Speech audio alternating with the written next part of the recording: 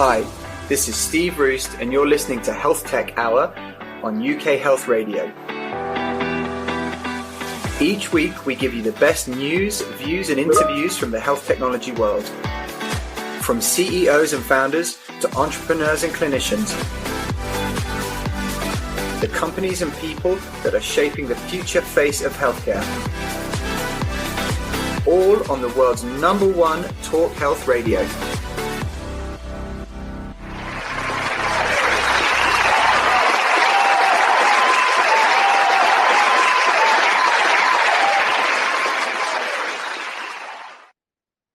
Hello and welcome to this week's HealthTech Hour with me, Steve Roest.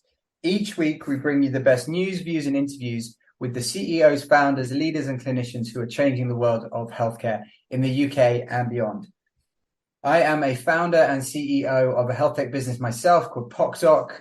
Regular listeners will know that PocDoc is a big supporter of the show. PocDoc, we are revolutionizing the way you can access a blood test by allowing you to do it with a smartphone or tablet, delivering digital health checks focused on cardiovascular disease predominantly, designed to increase access to testing, which is actually quite topical given today's guest. It's also, different space but similar mission, which we will get to. So we've been away all summer. It's been wonderful, and now we're back at it. It's great to be back on the radio live. So hello to everybody. I hope that you all had fantastic summers. Hope you listened to a lot of UK Health Radio along the way. It's great to be back live. There's just a difference. There's just a different feeling about being able to be live. I love it. The producers of the show, we love it too. So it's great to be here. We also just did a quick check of the number of countries that listen to the show and download the show on a monthly basis on the podcast channel. So that's Spotify, all of the others. We're up everywhere. And it's now up to 45 countries that download the podcast, which is kind of insane. So since this over the summer, we've added places like Kazakhstan, China, Morocco, and the Philippines to our listener base. So hello to everyone listening from those locations. Thanks for joining. Thanks to everyone who's watching on YouTube. And thanks to everyone, obviously, who's listening live on UK Health Radio. We love Johan and the team. And also just one final piece of admin, and we can get into the show.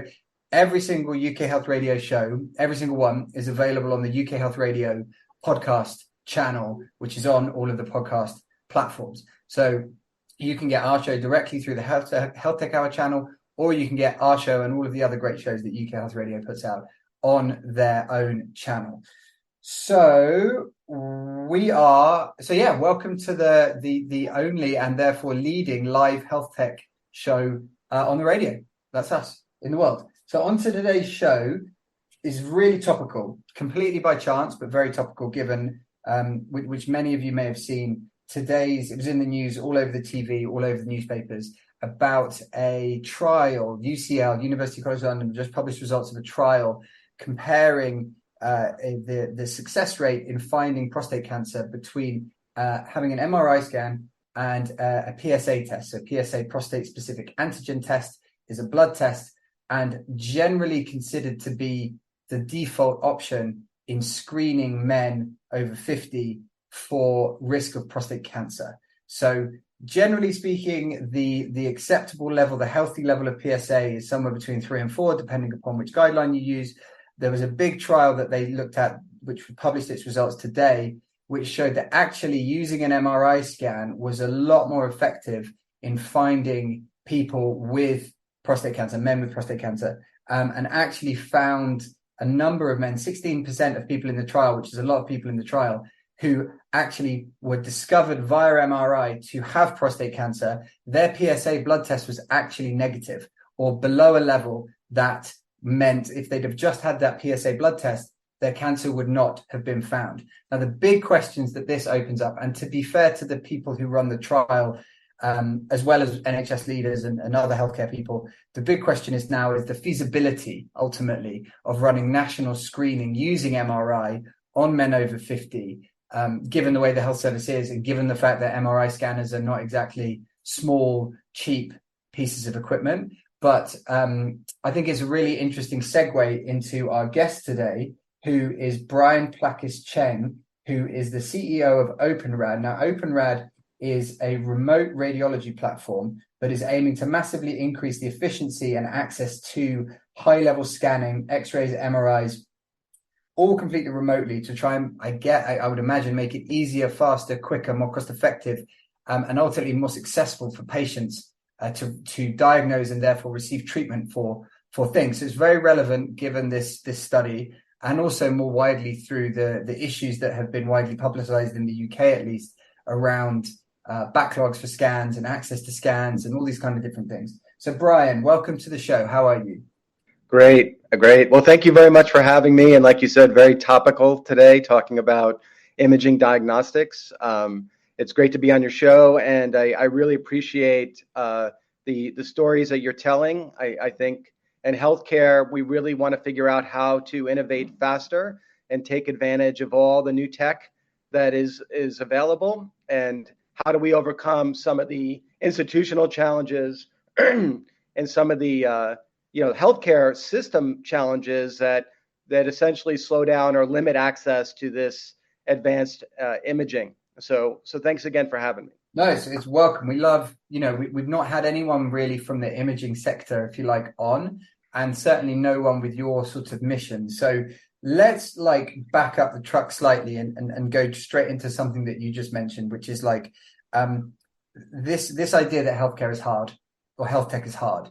So it's something that gets thrown around a lot, obviously, and I guess there are different reasons for it. But what is it particularly that you view as some of those obstacles and challenges? So I'm a technologist. I've spent most of my career in internet technology or cloud-based technology, applications that run on servers in the cloud or in the internet. And obviously, there's many barriers or challenges on adopting innovative cloud technology in the healthcare space. You see so many innovations happening. There's rapid advancements in AI, for example, right? And how do we apply these tool sets to the imaging space, right? And what are the barriers that are preventing that from happening?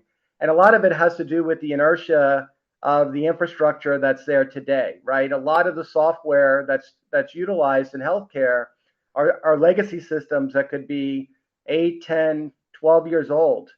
They run on premise, and they weren't designed for this open, collaborative, adaptive tech world we live in today. And it's not an easy lift to basically pull these systems out and replace them, because they're mission critical to public networks, healthcare networks, to hospitals, to clinics that run them. Are you able to inertia, right? So are you able to even to that point? We'll get into imaging and what that means and everything in a second. So don't worry, listeners. We'll unpack all of that. But just to the point that you were making, there's these big giant machines, whether it's an X-ray machine, an MRI. I mean, if anyone's had an MRI, I'm sure lots of people have. That thing is a beast of a machine in there. I mean, that really is a behemoth in there. I'm sure it will get smaller and so on and so forth, but right now they're pretty big things. So the software that you're saying that runs them is effectively kind of embedded, right? And it may be is it fit for purpose? As in theory, can it be made to integrate with cloud systems, or is it just a no-hoper and it's sort of, you got to strip it all out and then you take an MRI scanner out of action for goodness knows how long? And where are we with that, do you think? So a couple of things. If we were to break down some of the barriers, right? One is the legacy software that basically does the sharing and the collaboration and the reporting of the images. That's clearly one piece. You have storage systems are called PACS systems, and I'm happy to spend a little bit of time and walk your audience through it. But that's a picture archiving and communication system. That's where these digital images are actually stored once you do a scan. So, you have these expensive machines that you're talking about, and there's obviously set up in centers. More and more, they're in clinics these days. You used to have to go to a hospital, but more and more we have community diagnostic centers, and not only can you get blood tests or X-rays, but you can get MRIs as well. And once these images are created, they're stored digitally on the machine. And you think of maybe a scanner in your house stores things in PDF. In the imaging world, they're stored in DICOM. So okay. DICOM is the standard format of images, similar to PDF, right? Okay. And they're very complex 3-dimensional images with slices in them. if you can imagine. There's also metadata attached to that DICOM file that might have the patient record, what machine took the image, operator information, etc. And that's all passed along the image. It's picked up at the scanner and then sent to a PACS, a server somewhere. And then that image has to be accessed by a radiologist where they're Yeah. actually going to do a report or a diagnosis of the image. And so there's many places to introduce technology friction in that food chain. And so, like, is there? I feel like I love this. Is exactly why I love doing the show, because we just like dive straight in. None of the journey, none of that stuff. Let's just get straight into it. So, is it normal? And I guess our normal listeners will understand that I do this sometimes. So, here we go. One of the reasons why you listen to the show, I guess.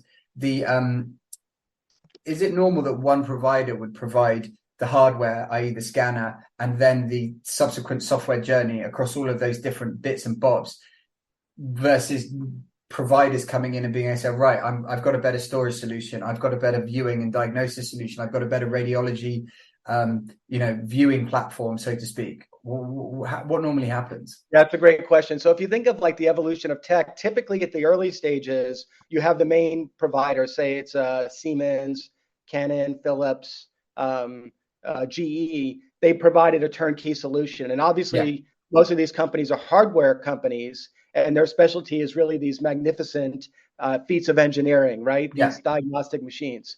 But typically software really isn't their expertise. And so maybe the version ones of the solution are not full featured. They are obviously aren't cloud-based. Maybe they didn't handle AI capabilities. Maybe people couldn't access the image when they were away from the facility, maybe in their office or at another site. And then over time, you started getting specialists in each of these areas. So you got, for example, in the area called RIS, and a RIS is a radiology information system. It's kind of like a CRM for patients, a whole segment developed around patient records, right? Yeah. And a whole segment developed around a PACS. This is the storage system. And where we really focus is a new area. It's really the workflow systems. And what's really cool about our approach is that we can basically add a layer of software on top of these legacy systems that bridge them to the cloud. So you don't have to throw everything out.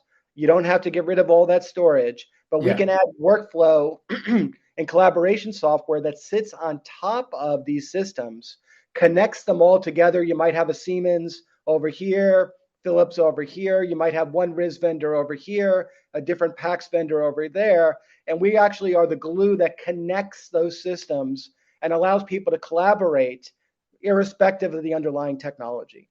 And so this is like an evolution that happens, I think, in all different segments. It's kind of the third wave where you have these integrators come in and add workflow that works across disparate systems. That makes sense. Yeah, I think you see that cycle in different areas. And I guess the point that you're making is that in healthcare, it's slower, that movement through those cycles. So you don't get to the point in phase 2 or phase 3 where you have real people focusing on very specific parts of that value chain or patient chain or workflow or whatever you want to call it, to really create a best-in-class service for that particular thing. That's right. So you have a couple issues, right? So one issue is, obviously it's not in the interest of the incumbents or the legacy providers to really open things up and make that easy. Now, there are standards like DICOM we mentioned for images. There's another standard called HL7, which allows the integration and exchange of data between these different systems. And so once you have some standards, like think of like email, you have this thing called SMTP, and it makes all the email systems talk to each other. HL7 does a similar type of function in the imaging world. You now can put software that can collaborate and access confidentially patient records across different systems. So if you went scanning to one center, but you show up at a different clinic to get your diagnosis, that doctor may want to pull up that report, but also maybe priors you had at other facilities and bring them all together. And our software enables that type of image sharing, and then, of course, collaboration, not only with the patient, but maybe with a specialist or a referring physician. Okay. And all of that together sort of does, what's the big, so what, that really helps Yeah, deliver. so if you think about the big challenge, obviously there's capacity of the machines, right? Are Yeah, there enough slots available? Think of like planes flying. The MRIs are like airplanes with seats, and yeah, each slot is a seat on the airplane, right? So obviously you need the cost of those machines to come down, so that there's more of them. It's more inexpensive. It's cost effective to get the scans. That's the first thing. The okay. second thing, though, is you need people who can actually do the diagnosis, right? And so Yeah, obviously, as you're increasing the number of scans, you need to increase the number of people who can do reports or make that much more efficient so a single expert can handle more and more reports in a given period of time. And hmm, so our software is essentially the glue or the rails that allows you, say, for example, you're a radiologist who works at a hospital, but maybe after hours you want to pick up some extra money, but also do some extra reporting. You can now work at 6 and 9 from your home and get access securely to an inventory of scans that are awaiting diagnosis. And in the okay. old days, you had to physically be at the hospital or at the clinic. Now we can basically have an inventory of scans that need reports and make them available to qualified radiologists, irrespective of location. That makes a lot of sense. That makes a lot of sense. Because why does a radiologist have to be in a physical location to look at a scan, in effect? So that makes sense to me. So just to go back a couple of steps, when we talk about imaging and radiology and so on and so forth, it includes what? X-rays, MRI. MRIs, right? CTs, exactly, right? So Okay. exactly, right? And it's an interesting, it's an interesting discussion. You talked about the news report today. What is the best type of diagnostic tool? And one of the challenges is sometimes a better tool seems more expensive because the initial cost is high, but maybe over the overall, during the entire care cycle, maybe having a better diagnosis earlier not only gets a better patient outcome, it also might be much more cost effective, right? And these are the kind of things we're working through. PSA is a good example. People with prostate cancer, they've had false positives for years. Yeah. And then obviously, right? And you get yourself all worked up and then you have to go in. So we at PocDoc, we looked quite hard at PSA. We still get asked about it all the time, actually, from various different people. And for the false positive thing for us was just we just couldn't really can't get past it at this point. I think it's just and again, for everyone listening, those of you that may or may not be experts in PSA and prostate cancer, and Brian, jump in if I get this wrong, but historically the issue with the PSA test is that having an elevated PSA, prostate specific antigen, doesn't necessarily mean that you have prostate cancer. So there are individual fluctuations. There are fluctuations longitudinally, i.e. over time. And so that has created people getting their PSA tested has created potential false positives. So people that thought they might have prostate cancer but didn't.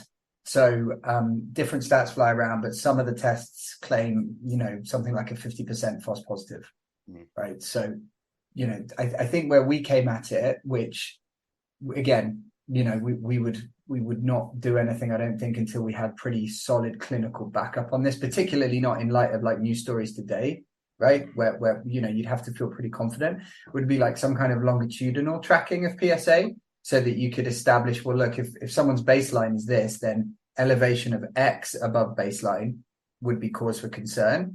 But just like spot testing, yeah, it's problematic. Yeah, I mean, you can also trend over time, right? So ideally, maybe you're getting data points that are painting a picture over time. And obviously, we don't want to deter people from getting these diagnostics. But, in a perfect world, right, we would be able to get access to the right type of diagnostic and the cost and accessibility wouldn't be an issue, right? And so, clearly our mission, right, is to really drive the affordability, the accessibility, the quality of diagnostic imaging so that we can lower the barrier to using it in more of these types of use cases. Exactly. Yeah, I think that makes a lot of sense. So we are going to stop for a break now, first commercial break, and then we'll come back. And then when we come back, Brian, I want to jump into this area around backlog. So I know that you guys are based in the UK and Germany, I believe. And so there's obviously a huge amount of, and it's been going on for ages, around the NHS backlog, which is going up, not down. And I think diagnostics within that, in the broadest sense, is one of the areas. And I want to sort of understand your view on the backlog around scans, and also trying to understand, like, so I think that there's still a real misunderstanding around why it exists and why it takes that long and what happens and the issues around scheduling and the complexities and all these different things. So I think it'd be interesting to kick that around, if that's okay with you. Not that you can go anywhere, but I figure I'd make it look like I was asking. Sounds great. All right, great. Well, we'll be back in 2 minutes after this short break. UK Health Radio, the station that makes you feel good.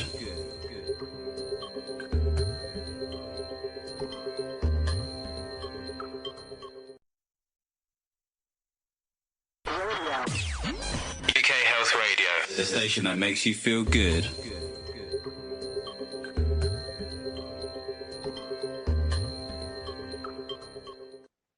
Hello and welcome back to this week's HealthTech Hour, our first HealthTech Hour back live after the summer break, with obviously myself, Steve Roest, CEO of HealthTech and host of the HealthTech Hour, and my guest today, CBrian Plackis Cheng, who's the CEO of OpenRad, which is a next generation diagnostic radiology platform, cloud-based platform to increase efficiency and workflow through better access to imaging. So, Brian, before the break, we were kind of digging in and around some of the structural issues and trends in this space around radiology and imaging. And I said that I wanted to dive into this area of backlogs. So obviously, it's been in the news for a really long time, headline around how difficult it is to get seen, scanned, diagnosed, etc. What's your view from your particular point of view, which is obviously radiology and imaging and things like that? What's your view around how it's going and some of the reasons for that, maybe some of the things that people don't really understand about why there's such a backlog? Yeah, so if you look at the kind of the value chain of imaging, obviously the first issue, right, is just having facilities that have availability that are nearby, right? And so there's obviously been a big shift over the last 2 decades, depends what market you're in, moving from like a hospital would typically have an MRI, they're really expensive equipment. You need to have some skill to maintain and operate them. And over the last, say, decade or so, in many countries, we've been moving to more like community diagnostic centers or clinics, where now you can easily get access to imaging, expensive imaging hardware, in an area nearby, relatively convenient and comfortable, right? And so the first aspect is just, is there enough capacity with these expensive devices, right? And each country is going through a different type of adoption curve and availability around the machines themselves, right? And that's obviously the facilities, the hardware. You obviously need expertise in terms of operating that machines. You need technicians, etc.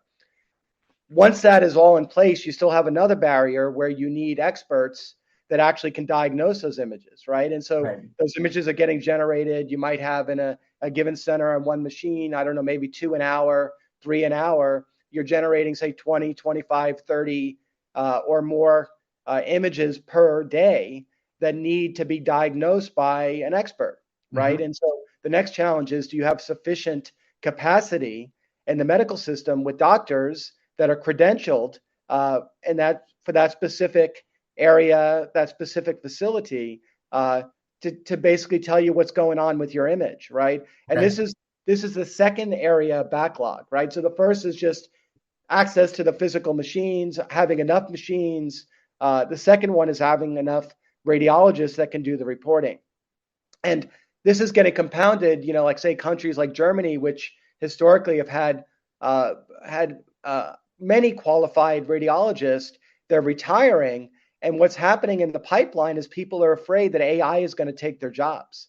And so you're starting to see this phenomenon. And I think it's something we really need to push against in the industry, is that AI is not going to take these jobs. AI is going to be a productivity enhancer. It's going to be a multiplier, right? So when you talk about, the backlog, there's several ways to solve the backlog. One is to get people, obviously, that are available but not physically near the machines to be able to do remote reporting. And so a big mission of our company is to make it very easy for doctors, no matter where they are, as long as they're credentialed and qualified, to be able to do reporting anywhere at any time on just about any device that has the required high resolution monitor. And what's really great about this is once these images are in our cloud, we stream them like a Netflix movie. You don't need any special software. And suddenly now, a doctor who's available that's credentialed can now get access and do a diagnosis. And so what we're trying to do to solve the backlog is, one, bring more people into into the work resource pool. That's one aspect. Also, potentially some of them can work, and it depends on which markets this is allowed, as freelancers, and then they can work off hours on the weekends or the evenings, and that can be extra capacity or extra labor supply. And there's actually some places where they're doing tests where they're leveraging resources in other countries as remote. And again, having workflow that runs in the cloud is really the key enabler. And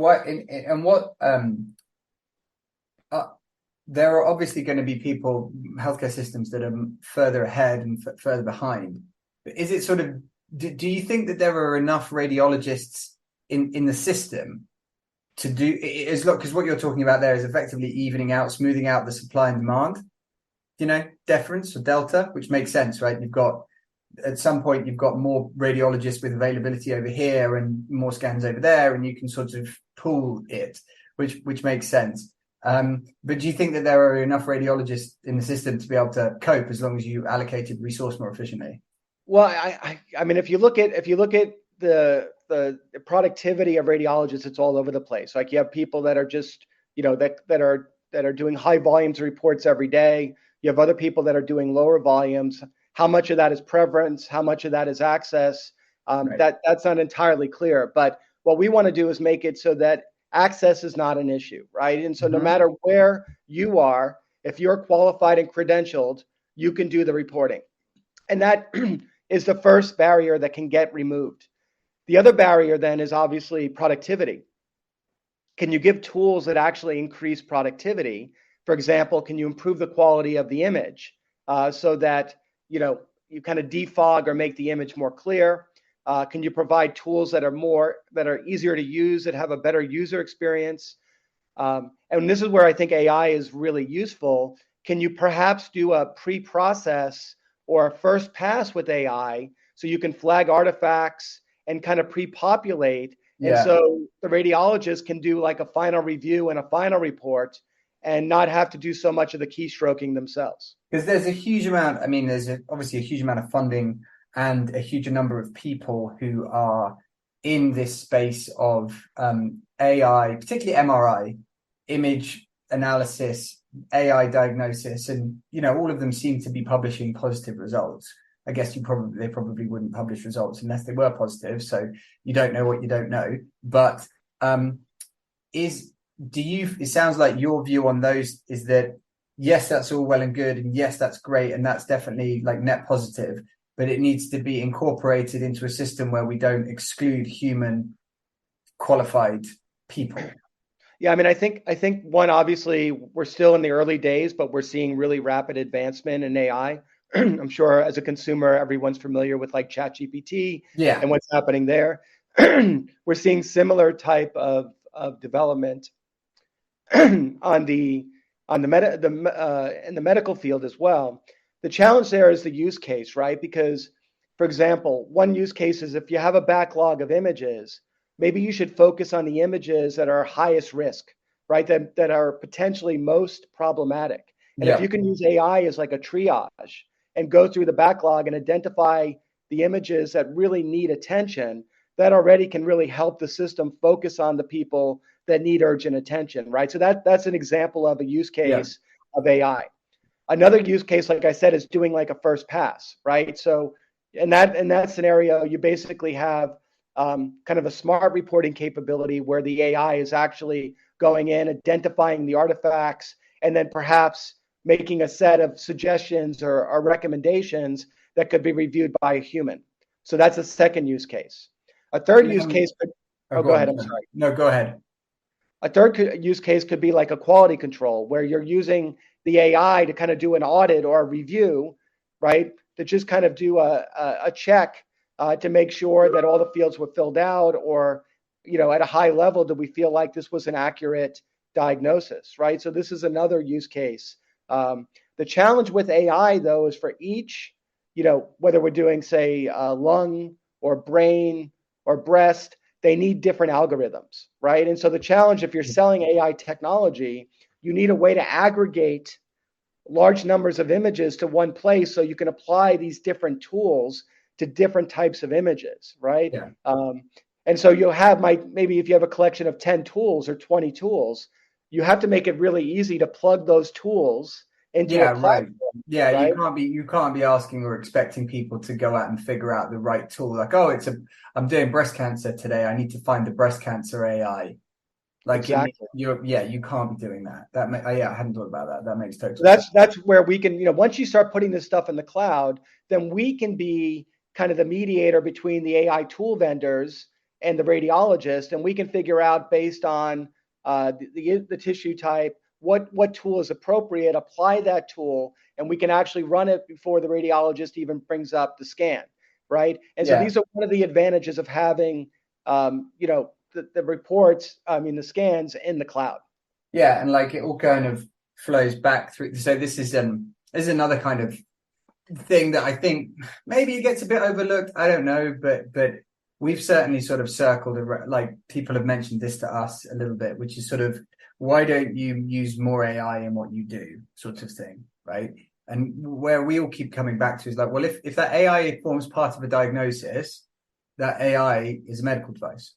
So you then need to go through the process of registering it as a medical device, demonstrating it, and that process. There's an element of particularly with these LLMs where it seems to be hard to be able to work out how the black box in the middle works, which is kind of problematic for regulators. Exactly. Yeah. Like you can't. Well, as the way, I'm not a regulatory expert, but I've been through it quite a bit. The way I read it is like you can't really say that it's a black box. You need to be able to trace an input through to an output, and then in reverse, an output back to an input. Like you can't just be like, well, 98% of the time it seems fine, but we're not really sure why. It's almost like you need another expert telling you what they see, right? And so, right, and that's why it's quite difficult, right? And so when we talked about this idea of the backlog, part of it we talked about was the imaging devices, the centers, the capacity, the slots that are available, right? And that's one part of it. The other part of it we talked about was the radiologist, right?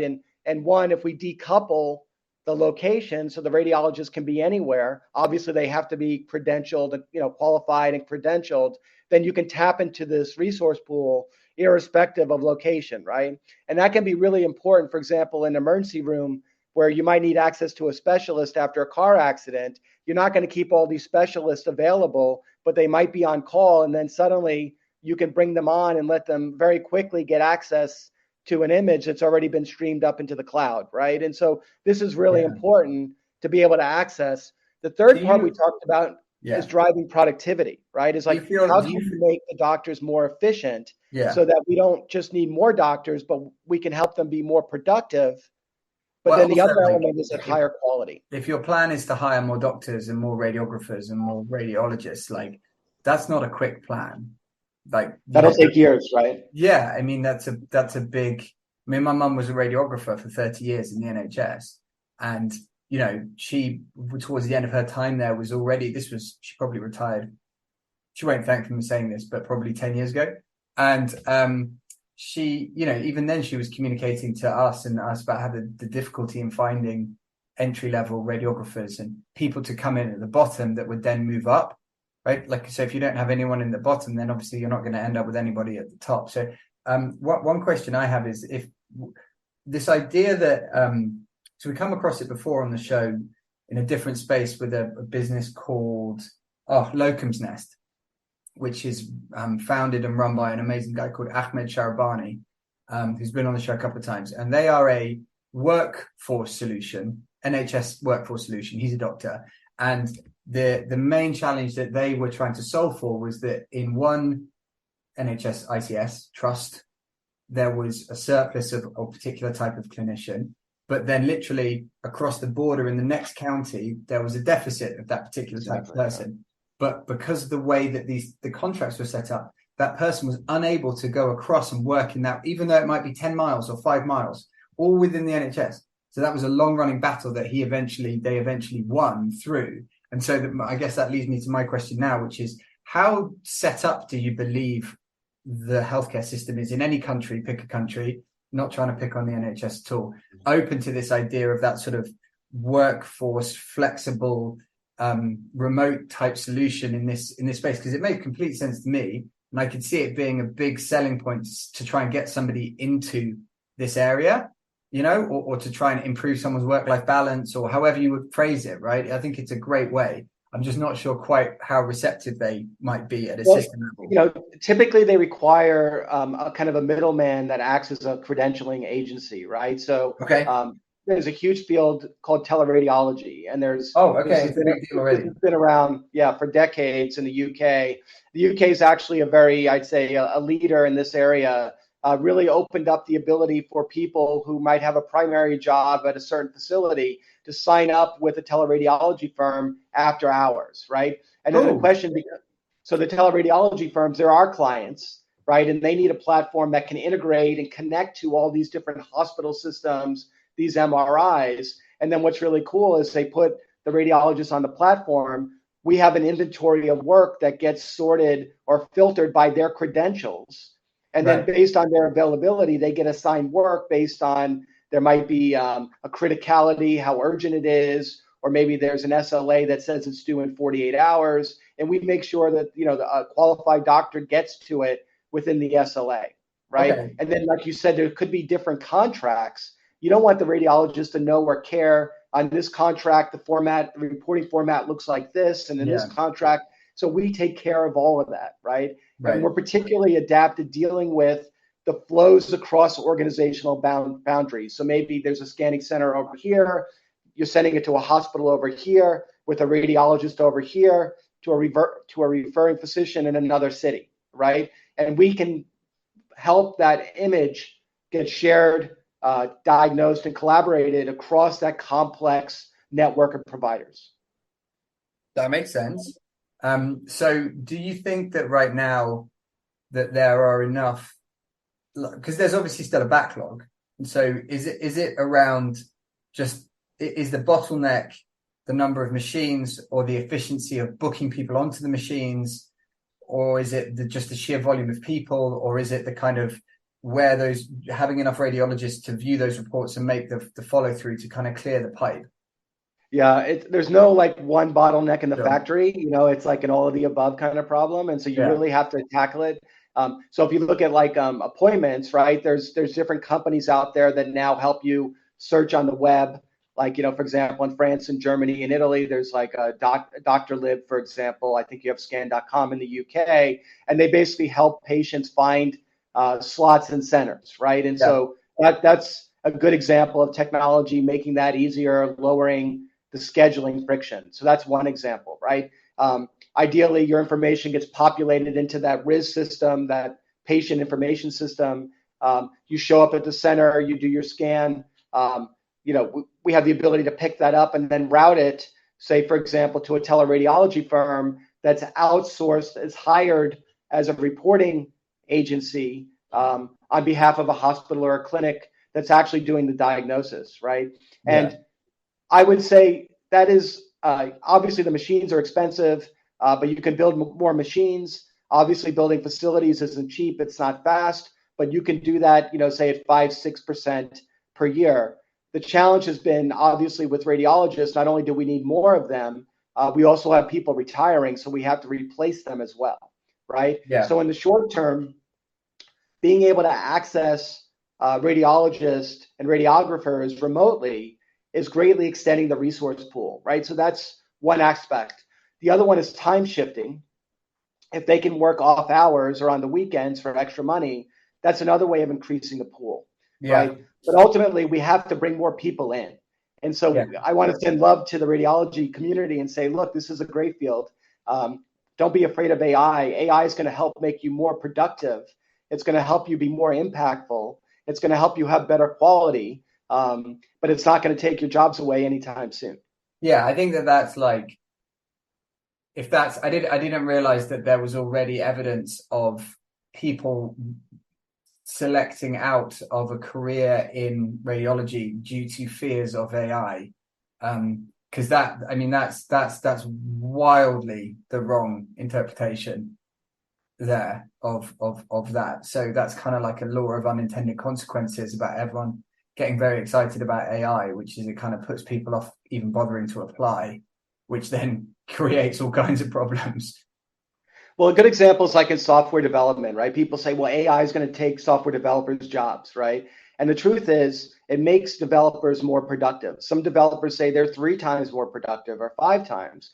But the truth is, we don't have enough developers. If you look at job shortages, there's simply not enough, right? So even if you get 2x or 3x, you're still not enough, right? And I would say in reporting, it's the same thing, right? So, if we make you 50% more productive, that's still not going to be enough to handle, like you said, if it turns out that MRIs are giving better diagnosis than PSAs, and we can bring that cost point down, we're going to do more and more scanning, right? And we're going to need more. Yeah, like imagine if like suddenly they're like, right, we want to do a national PSI, everyone men over 50 get an MRI scan once every, I don't know what it would be, I'm not sure, 5 years. I have no idea what would be sensible. 2 years, right? There's a lot of men over 50 in the UK. That's a lot of scans on top of where we already were, right? And then suddenly they'll figure out that there might be another program to do this and to do that and to do that. And it's just, you would want, if that's the right clinical solution, you would want that to be feasible and not be prevented because of non-clinical issues, exactly, right? Yeah. That would suck, basically. I mean, in a way, that's kind of a tragedy, right? That where you have the technology, but because it's expensive or there's a limited supply, it's becoming a barrier to providing better care, right? And I think a big part of innovation in almost any industry is over time, you want to ride that cost curve down, right? Because technology gets cheaper over time. You apply better production techniques, you get new technology approaches, you get better software, you have AI, all of those things bring down the cost. And we want to see the medical industry benefit from that cost curve, right? And as we do, then you can use imaging more and more as a better diagnostic tool. Makes sense. Right. My producer's yelling at me. We have to go to the final commercial break of this week's show. So we will be back in 2 minutes with my guest today, CBrian Plackis Cheng, the CEO of OpenRad. We will be back in 2 minutes. UK Health Radio, the station that makes you feel good.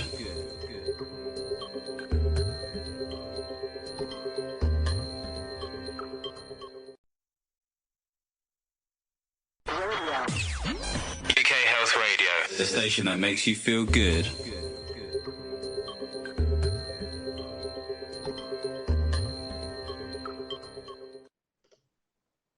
Hello and welcome back to the final part of today's show with me, Steve Roest, CEO of PocDoc and host of the HealthTech Hour, and my guest, CBrian Plackis Cheng, the CEO of OpenRad. Okay, Brian, so normally we do this like at the beginning of the show, but we got carried away with ourselves. So let's go back like 1,000 steps. And how did the business OpenRad come to be? What happened? How did it all come together? Yeah, so OpenRad is a private equity backed company. It's essentially a roll-up or a combination of 2 leading pioneers in the imaging space. So Mark Hull, which is one of the oldest private equity firms based in London, built OpenRad by acquiring a company called Visbian, and they were leaders in basically DICOM, both in static centers, but in fleets of mobile imaging trailers. And how do you get these images off of trailers? How do you manage these trailers? How do you monitor these MRI trailers? So Visbian they acquired, and then at the other company, which was really the cloud software, the workflow software, was Biotronics. And these companies have been around 15, 16 years, and they've really been pioneers in doing cloud-based imaging. And it's just taken the industry, I think, this long to really be ready to really move imaging to the cloud. Okay. And so they were kind of plowing their track, so to speak, and everyone else was sort of like, wow, you guys are crazy, we're not ready for this. And now it's sort of everyone's caught up. Is that kind of the vibe? Well, there's been regulatory issues around the cloud. There's Okay. obviously patient confidentiality issues, Yeah. right? So there's been, the industry had to catch up. I mean, I've been through this now in several different spaces where, the regulatory environment's got to catch up with the technology. In some markets like the UK, no problem. In other markets, it's still kind of a gray area, whether you can really host like a multi-tenant cloud system where you have a platform and you're running multiple customers on the same platform, like a SaaS service. And so this has been really successful in the UK. The other bit is you have to have viewing technology that doesn't require proprietary software. It can just run on the web on any device. Right. It's kind of like Netflix. You don't have to load special software for Netflix. It just streams the bits across. And that's really important because it also helps with regulatory issues because you're not shipping confidential patient data around. It always stays in the server in a secure facility. And you're just streaming the visual part of the image across the wire. And so, these companies were really pioneers in these technologies. And this is really where we have a leadership position. And what we're doing now is taking the companies were primarily in the UK, and they've expanded in over 18 countries. Oh, nice. And now we're launching into the US. Great. Okay. Yeah. So I think just to go back a couple of steps for the benefit of everyone listening, one of the things that Brian's done, and it's a similar approach that we've taken at PocDoc and many other people, which is by keeping as much of your technology, if you like, and patient data in the cloud, in a singular cloud location, and restricting what gets sent down to someone's individual device, whether it's a computer or a phone or tablet, you're able to maintain traceability and control over the aspects of what you do which are regulated and contain sensitive information, as opposed to a system where, which we'll probably all remember, where you had to download a particular piece of software onto your local machine to then be able to do something with it. Then the files are stored locally, or some copy of the files are stored locally. That program may need to be updated.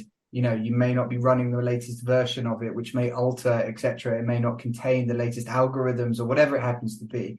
All of that creates a regulatory nightmare. Whereas if you can maintain one copy of everything, one database in the cloud, that makes everything a lot more simple, right? Yeah, so I can give you an example. So obviously, one thing you have to do is quality control, right? So you want to audit some percentage of the images, say maybe 3% or 5%. And by using automation and workflow, right, we can do this in a completely anonymous way, right? We can strip out all the patient data. We can strip out all the primary reporting information and just send this record anonymously to a second specialist who can basically do a peer review, right? And essentially do a quality control. And then we can, in the cloud, compare those two assessments and figure out how accurate it is and if it doesn't need to be adjudicated by a specialist or an expert, right? And you can do all that because you can strip away all the confidential information and make that process completely anonymous. Yeah, exactly. I mean, it makes total sense. Like it's in a similar way. The images of our PocDoc test are stored, and they're just an image of a lateral flow test. There's no patient data in that image. So, I think it makes a lot of sense to be able to, because radiologists, they just need to see an image, right? They don't need to see necessarily all of the patient data, metadata, any of those type of things. Obviously, at some point, that has to end up with a clinician or a physician that can deal with that stuff. But you don't need that to be able to look at the scan and say what you think is going on. So what's exciting for us, and I think this is the opportunity, as you said, kind of the state of the industry is moving to the cloud. It's not easy, right, for customers, for hospitals, for clinics to kind of rip out legacy infrastructure. So we try to layer our software on top, and we become the glue that integrates these legacy systems, disparate MRI machines, disparate patient databases, or storage systems together. But it also becomes a point where we can layer additional innovation. We talked about image enhancement, AI tools. We talked about things like automated workflow processes like peer review. You can now accelerate the adoption of innovation in the medical field, right? And that for us is what's really exciting is as we can get the platform up and running, we can provide that connectivity, then we can accelerate the introduction of new technology. Yeah. And then I think that gets very exciting because now we can really leverage that cost curve we were talking about before. Yeah, I think that this is a good, every now and again I have a chuckle about this idea that, the NHS is getting privatized and things like that. And the reality is that people that say that don't necessarily, I don't know whether they know or realize that like the NHS, there's a huge amount the NHS cannot do for itself. So the NHS does not make MRI machines. It buys them from private contractors who have their own software, and innovations such as yourself and all the other people that we've had on the show, for the most part, obviously private businesses that are working with the NHS, and the NHS chooses to work with them because the NHS can't do those things for itself. In this instance, it isn't going to be able to develop its own cloud-based system, and it's not a good use of its resources to do that either. So I think it's really, I think it's just another example of how why external innovation can be used to help a national system or any healthcare system. Yeah, I mean, I think it's like a hand in glove type of thing, because obviously the NHS needs to set the priorities. It needs to figure out what kind of capabilities are needed at what capacity, but ultimately you have to bring the resources together, right? And I think it's an interesting partnership between public and private that can make that happen. And obviously you got to find the right balance. And in different countries, there's different approaches. Some are much more public, some are more private, some are really hybrid. I think the key though is you really want one to motivate providers, right, to really jump into the market, to be well trained, but also you want to also motivate technology companies to bring new technology into the market, right? That can drive you have to, otherwise innovative diagnostics and services and lower costs and all the things you talked about before. There has to be incentive for businesses and individuals to dedicate themselves to bringing innovation into healthcare. There has to be. And and there's always some people have a view that capitalism is bad, and some people have a view that public healthcare is bad. But I think it's really how do you get the best out of all these worlds and work together, right? And I think if the mission is clear and the direction and the priorities are clear, and there's a regulatory framework that allows us all to compete in a healthy way, then I think you can have that innovation. But like we talked about at the beginning, we got to get over the adoption barriers that are inherent with the legacy systems and the friction and the inertia, so that we can move to the cloud and get all the benefits of AI and automated workflow that can be available in the medical market. Yeah, I would agree. I completely agree. So we are coming into the final few minutes of the show. So what I kind of like to do here, Brian, normally is sort of try and get more of the personal kind of aspect of your journey. Like, so how did you come to end up being involved in this business and leading this business? Yeah, so I want to give you the 30-second version. So I've been a technologist for decades, primarily in the internet cloud space. Started off as a product person with a phone company several decades ago. Got into the internet space, internet email. Joined a startup. Became a general manager, so moved to kind of the business side and managed the P&L. Moved out to Europe. I'm a New Yorker. Moved out to Europe. Built out 18 countries. We took a company public and then sold it. And so that was an amazing experience. And then I started becoming an angel investor myself and getting involved as an entrepreneur and then learning how to build companies either as an advisor, investor, or an operator. And along the way, I moved to Berlin with my wife and my family. I started a cycling club for entrepreneurs, and I met the founder of Medneo, which is a very large MRI center operator in Germany and in the UK. And they were looking for a search for a CEO that knew enterprise technology, enterprise software, and it seemed to be a good fit. So I joined the company about 18 months ago. Oh, that's a great story. How was your kind of transition into healthcare? Yeah, I mean, I had a little bit of a background because I ran a caregiver marketplace for the last 4 years in Germany. So there was some exposure to it. And a lot of the lessons I learned in moving large images around in email, dealing with large pools of freelancers and some other lives, apply really well to radiologists and resources and things like that. But, it's nice to be learning and to challenge yourself. And obviously, there's a whole new set of issues, learning about obviously a very technical field, but a field that is life and death. And the stakes are much higher. Yeah. And we've got 2 more minutes before we have to cut off. So very quickly, what advice would you give to entrepreneurs in the health tech space generally? What's kind of got you through? Yeah, so I think one is obviously, you need to have passion about a problem, right? So somewhere in your life, you're exposed to a problem, and it has to be big enough to worthy your time and your attention, right?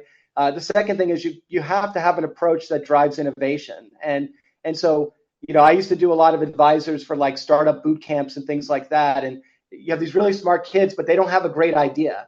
And sometimes you need to go into the market and learn how it works, join companies like ours and more established companies, just to learn about the challenges, the problems, the solutions, and build a perspective, but also maybe a network in the space. And then I think you start seeing the pain points, because in every industry, there's so many pain points. And something that really tickles your fancy, and you say, hey, wow, I have a lot of passion around solving it. So I think finding a problem worth solving is the trickiest thing, but the most important thing for any entrepreneur. Yeah. Well, look, Brian, I completely agree with you. And on that note, thank you very much for coming on the show. Brian Plackis Cheng from OpenRad. And thank you to everyone for listening. We'll be back again next week. Thanks for having me. Don't want to hear one more lie. They used to work, but not tonight. That's the last time you do me wrong. Got my stuff, I'm at the door. Now I'm the one you're begging for. Don't know what you got until it's gone.